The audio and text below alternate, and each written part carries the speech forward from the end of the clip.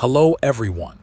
Today in this review, we'll talk about the T-72 tank, which I'm sure many of you have seen on TV screens in combat, on the move. And it surely piqued your interest in this tank, its history and modifications. That's what we'll cover today. Before we start, don't forget to subscribe to the channel and give this video a like. The development of the T-72 tank began in 1967, and it was initially equipped with a V-45 engine with an ejector cooling system. In November 1969, these tanks started being fitted with V-46 engines with 780 horsepower and a newly designed suspension system. In 1973, the T-72 was officially adopted by the Soviet Army. It was produced in the USSR, in Russia, from 1974 to 1992 at the Ural-Vagonzavod and Chelyabinsk tractor plant. Between 1974 and 1990, Ural-Vagonzavod alone produced 20,544 T-72 tanks of various modifications. In total, about 30,000 tanks were manufactured, and you'd agree that's a ton. But it wasn't just the Soviet Union producing T-72 tanks. India, Iraq, Poland, Czechoslovakia, and Yugoslavia did as well. The T-72 features a classic layout with the engine transmission compartment at the rear, the fighting compartment in the middle, and the driver's compartment at the front. The tank's crew consists of 3 members: the driver, the gunner, and the commander, who also serves as the loader after the autoloader's ammunition is depleted. After firing, the fighting compartment is automatically cleared of gases, and spent cartridge cases are ejected through a hatch in the turret. Like other tanks, the T-72 is also vulnerable to enemy aviation.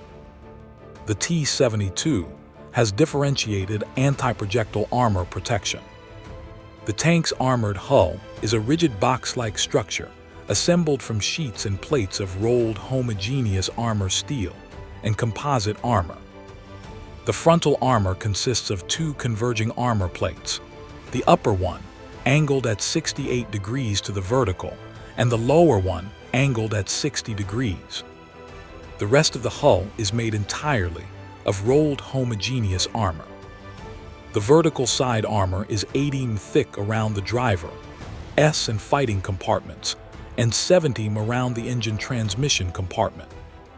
The rear of the hull consists of upper and lower armor plates and 2 stamped transmission gear casings.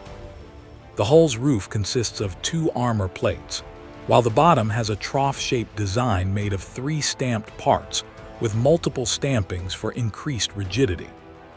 During serial production, the tank's armor was repeatedly strengthened. On the T-72A from 1980, the thickness of the upper frontal armor layers was redistributed to 60, 100, and 50. Additionally, this part was reinforced by welding a 30 mm armor plate. The upper frontal armor of the T-72A is equivalent to 360 to 420 mm of armor steel against kinetic projectiles, and 490 to 500 mm against shape charge munitions, according to various sources. The T-72A's turret also underwent changes. A heat-treated quartz filler was introduced. Aluminum side shields were replaced with solid rubber fabric side skirts. On the T-72B, the turret filler was replaced with blocks containing reflective elements. The main armament of the T-72 is the 125 mm smoothbore D-80 1TM gun.